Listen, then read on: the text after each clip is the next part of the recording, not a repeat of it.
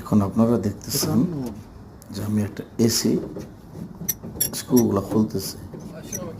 আসলে এটা এসি স্ক্রুগুলো খুলতেছি, এসিটা কি সমস্যা? এটা সমস্যা হলো যে কাবাটা খুলতেছে, ঠিক আছে? এটা সমস্যা হলো এসি চালু করলে এসি চালু হয়, কম্প্রেসর চলে, বাট ওই যে দেখা যায় মোটরটা চলে না, ফ্যান মোটর যেটা এটা চলে না, ঠিক আছে? আপনাদেরকে দেখাচ্ছি যে আমি এখন জালিটা খুলবো।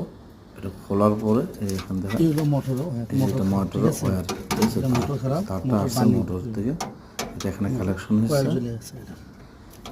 এখন কালেকশন হয়েছে, কালেকশন এখান থেকে খোলা হইতেছে। মোটরের ক্যাপাসিটার, ঠিক আছে? ক্যাপাসিটারটা মোটরের ক্যাপাসিটার খোলা হলো, এই যে ক্যাপাসিটার থেকে ওয়্যার থেকে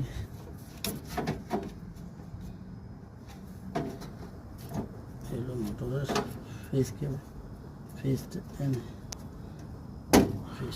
ওখান থেকে খোলা হইতেছে, ঠিক আছে? এই যে ওয়্যারগুলো খোলা হয়েছে ক্যাপাসিটার থেকে। স্টপ করে ফ্রিজে দিয়ে যাও। ওকে, স্টপ করে রাখো।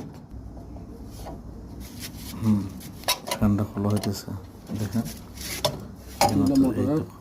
খোলার পরে দেখা যাবে এটার ভিতরে মোটর যখন খুলবেন না, আগে এই ফ্যান পাখা খুলে নেবেন, তাহলে আপনার খুলতে ইজি হবে।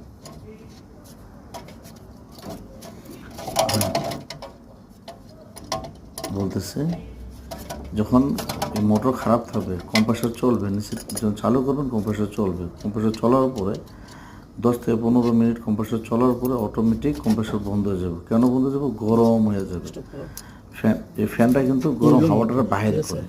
যখন এই মোটরটা যখন খারাপ থাকবো, এই যে মোটরটা যখন খারাপ থাকবো, তখন আর গরম হাওয়াটা বাইর হবে না। গরম হাওয়া না বাইর হলে এই যে রেডিয়েটর আছে, রেডিয়েটর গরম হয়ে কম্প্রেসর গরম হয়ে যাবে, গরম হয়ে কম্প্রেসর বন্ধ হয়ে যাবে। আর যখন কম্প্রেসর বন্ধ হয়ে যাবে, এভাবে যদি চালু করে রাখেন তাহলে এমন হতে পারে কম্প্রেসর খারাপ হওয়ার সম্ভাবনা বেশি থাকে, ঠিক আছে?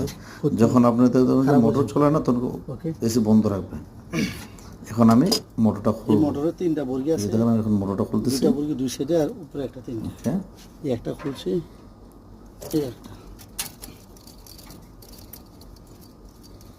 এই মোটরটা এখন খুলকে আমি খুলতে নিয়ে যাব। এটা বর্গি কতলো আল্লাহ বাসালে কালকে এসে আবার মোটর ঠিক করে এনে আবার লাগাই দেবো। ওকে, আল্লাহ হাফেজ।